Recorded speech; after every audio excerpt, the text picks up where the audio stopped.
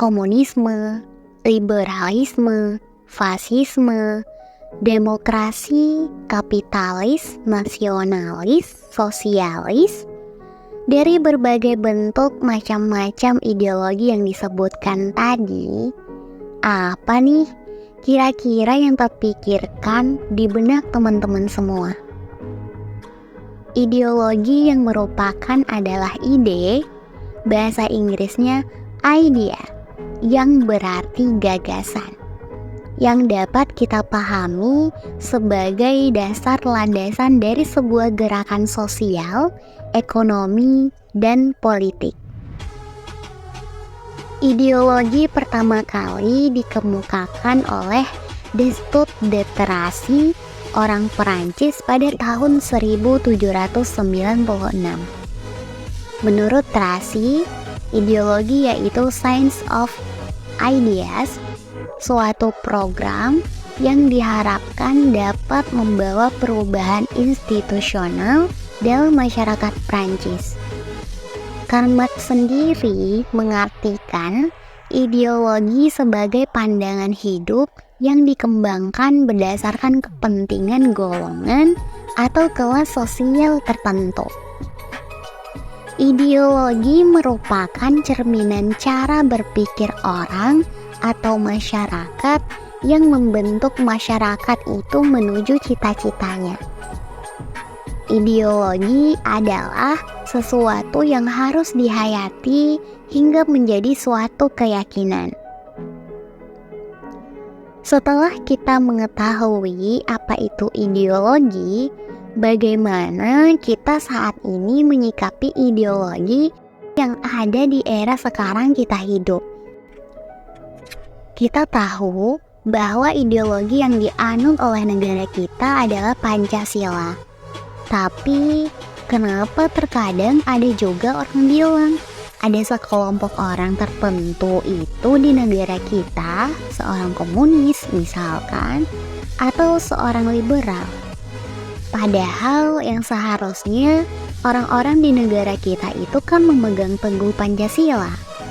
Penjelasan atas hal tersebut itu karena dalam ide atau gagasan dasar Pancasila itu sendiri merangkul berbagai macam sudut pandang ideologi.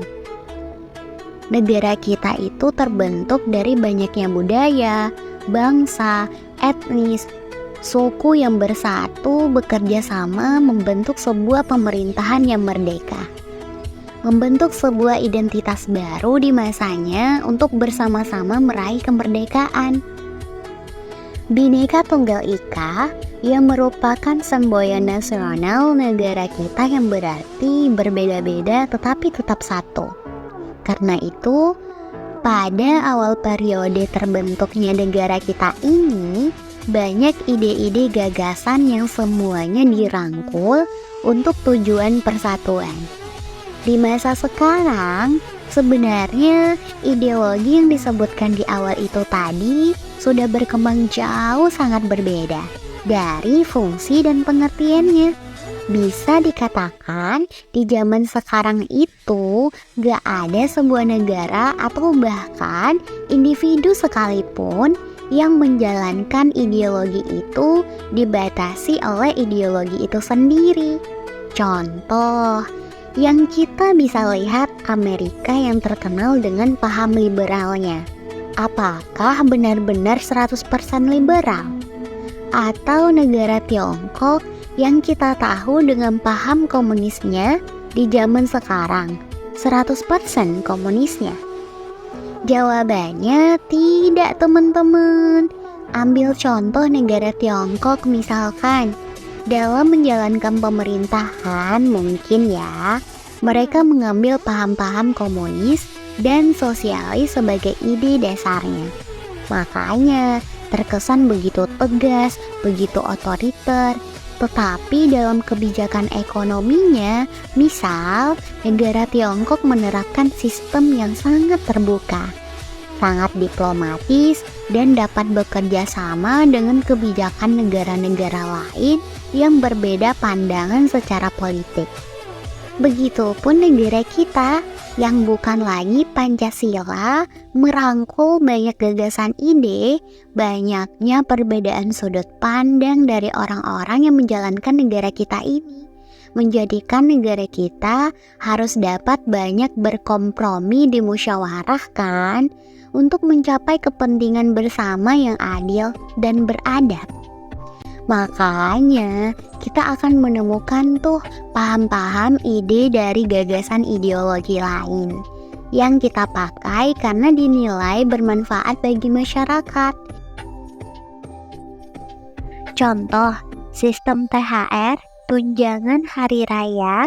Ide ini dipelopori oleh kabinet era Sukiman Wirjo Sanjojo, seorang nasionalis berhaluan Islam yang berasal dari Partai Masyumi, dan diperjuangkan pertama kali oleh organisasi buruh terbesar di tahun 1955, yaitu SOPSI yang terafiliasi dengan Partai Komunis Indonesia.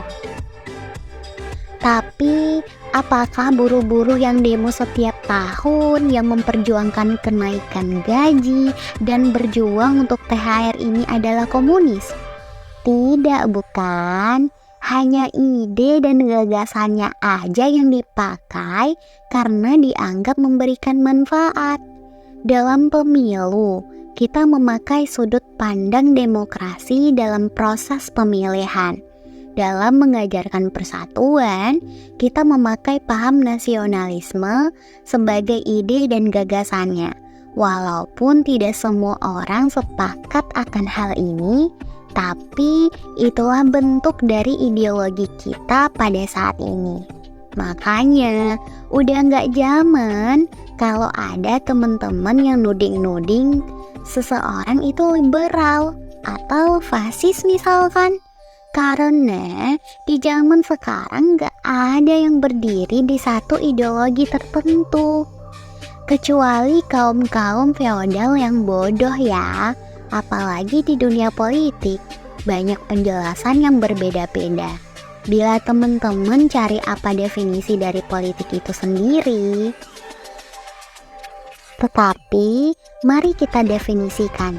Politik adalah sebuah sistem ketatanegaraan untuk meregulasi setiap aspek bentuk tata cara berkehidupan di sebuah negara. Politik itu memakai sudut pandang kepentingan dalam menjalankannya. Rumus dasarnya kira-kira seperti ini. Kita sering kan lihat, misal, Acel punya kepentingan yang sama dengan Kak Momo dalam suatu bidang. Maka Acel akan berteman dalam politik dengan Kak Momo. Tapi di bidang lain, Acel kepentingannya beda sama Kak Momo. Dalam bidang itu, Acel akan bertentangan dengan Kak Momo. Dalam politik itu wajar dan memang akan selalu seperti itu. Tetapi hal ini terkadang menjadi masalah dan sumber konflik bagi orang-orang yang masih berpikir tentang kompetisi untuk menang, bukan untuk kepentingan. Secara naluriah, manusia itu terkadang mempunyai mental untuk saling berkompetisi, mencoba untuk menang, dan membuktikan bahwa idenya lah yang paling hebat. Ketika idenya digunakan dan berdampak baik, maka seseorang tersebut mendapatkan pengakuan dari khalayak umum, mendapat penghormatan, dan menjadi sosok penting yang ide gagasannya didengar, yang akhirnya mempunyai pengaruh dan kekuasaan. Masalah yang muncul adalah ketika sikap egois manusia ikut turut serta dalam hal tersebut. Hanya untuk dapat pengakuan, kekuasaan, dan pengaruh, ada oknum-oknum yang menyingkirkan hati nuraninya hanya demi pencapaian pribadinya tersebut. Kenapa? Ya karena dapat keuntungan, kenyamanan, dan ketenaran. Gak jarang kepentingan umum yang harusnya lebih diprioritaskan akan disingkirkan oleh oknum-oknum yang haus akan hasrat egoisnya untuk menang sendiri. Makanya ada korupsi, kolusi, dan nepotisme yang merugikan banyak orang. Tapi kita nggak masuk ke pembahasan soal itu ya. Yang mau disampaikan dalam episode kali ini adalah semoga segala penjelasan soal ideologi, politik yang sudah kita bahas barusan membuka sudut pandang kita agar kita lebih bijak dalam melihat, menanggapi, atau merespon sesuatu problematika yang terjadi dalam kehidupan sosial ini. Kita tuh harus paham pertentangan yang terjadi dalam kisruh politik, agama, dan sebagainya bukan tentang menang dan kalah, bukan tentang siapa yang benar dan salah, tapi perihal mencari solusi yang terbaik yang menjawab segala persoalan yang kita hadapi dalam kehidupan. Semua ide dasar dari ideologi dan kepercayaan adalah bagaimana kita itu hidup dengan adab yang baik, tidak merugikan satu sama lain, dan bekerja sama mencari solusi yang terbaik dari suatu masalah. Gitu guys.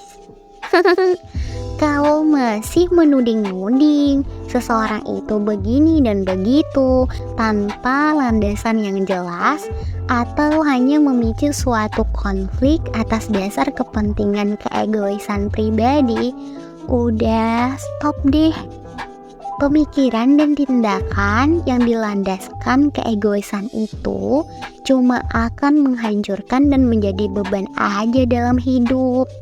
Kita kan maunya masing-masing damai, akur. Kalau sejahtera itu bersama-sama, bukannya begitu? Apa nggak peduli? Pingin menang sendiri aja, biarin aja gitu orang lain atau bangsa sendiri hancur. Yang penting hidup nyaman dan apapun yang kita mau terpenuhi. Bukankah sangat picik sekali kalau kita hidup dengan dasar pemikiran kayak gitu? Kalau kalah jadi tersiksa, kalau menang juga malu-maluin di semasa hidupnya. Jadi, sosok yang gak berguna dan menjadi sumber konflik yang menimbulkan banyak korban. Kasihan, semoga teman-teman yang dengar bukan termasuk ya.